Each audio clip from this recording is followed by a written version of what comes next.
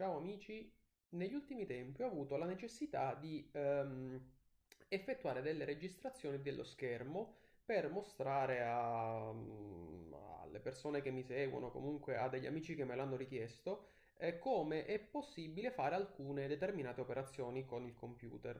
Quindi ero alla ricerca di un software per registrare facilmente tutto quello che accade sul PC. Bene, la ricerca è stata non lunghissima a dir la verità, però ho avuto per le mani tanti software differenti che per un motivo o per un altro mi hanno deluso e quindi volevo condividere con voi quello che per quanto mi riguarda è stato il software migliore che adotto quindi e adotterò per tutte le attività che prevedono una registrazione a video di quello che faccio. Il software in questione è questo qui, quindi si chiama OBS Studio. Premetto che non è il più intuitivo da utilizzare, ma di sicuro è il più completo e gratuito e dopo un minimo periodo di apprendimento, minimo intendo veramente di pochi minuti, ma spero di esservi utile con questo video, riuscirete a fare velocemente quello che vi interessa, registrando tranquillamente video di quello che fate, aggiungendo anche eventualmente la registrazione in sovraimpressione della webcam in maniera che riprenda anche il vostro bel faccione, più che altro il mio bel faccione, il vostro sarà meglio di sicuro. E tutto questo è fattibile in maniera, secondo me, abbastanza veloce. Vi faccio vedere. Allora, io adesso sto registrando con questo software. Come vedete, questa è la schermata principale che ci viene presentata in fase di avvio del software, ma la cosa importante è qui.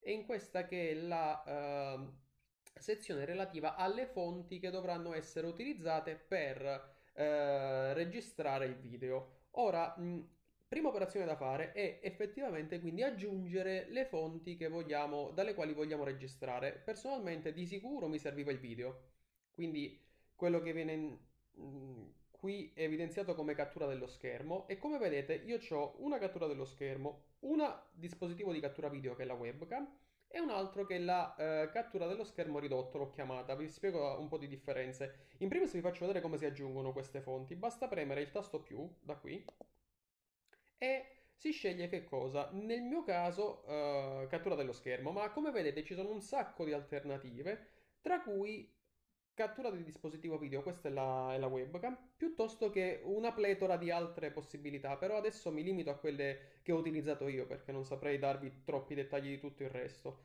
Dunque, scegliendo la cattura dello schermo, otteniamo una riga in questa casellina delle fonti. Ora, come vedete, qui l'occhietto è valorizzato, ciò significa che nella registrazione che state vedendo, lui sta utilizzando questa fonte per catturare il video.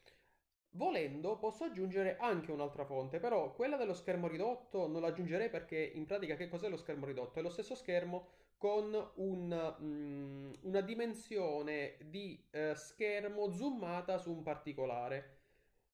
Questa invece rappresenta la fotocamera. Vi faccio vedere velocemente come è possibile aggiungere anche la fotocamera al video. Guardate lì in alto a destra che è uscito il mio bel faccione, adesso lo tolgo.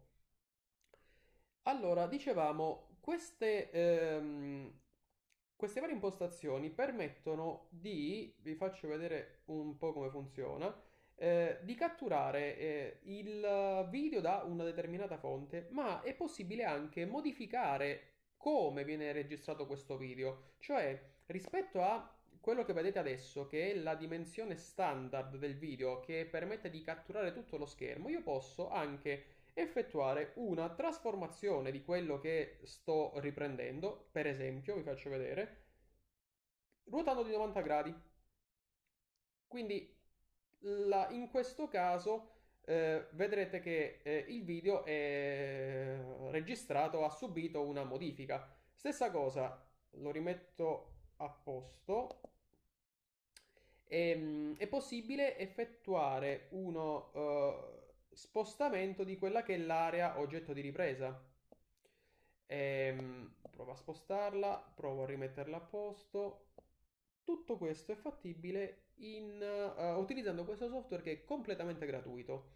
E per avviare, una volta effettuati questi settaggi, quindi la sorgente che voglio utilizzare, l'abilito premendo sull'occhiolino.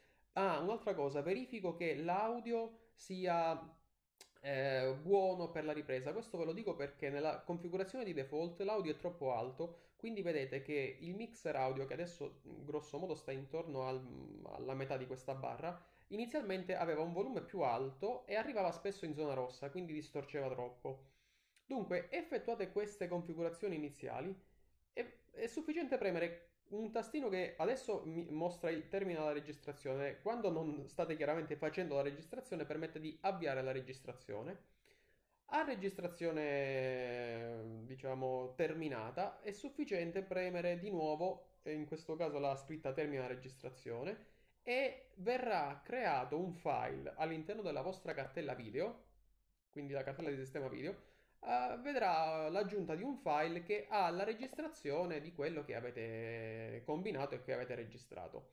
Quindi vi lascio tra i commenti il link a questo software e chiaramente se avete dei dubbi, limitatamente a quella che è la mia esperienza, vi posso aiutare a effettuare i primi settaggi che sono indispensabili per fare le prime registrazioni.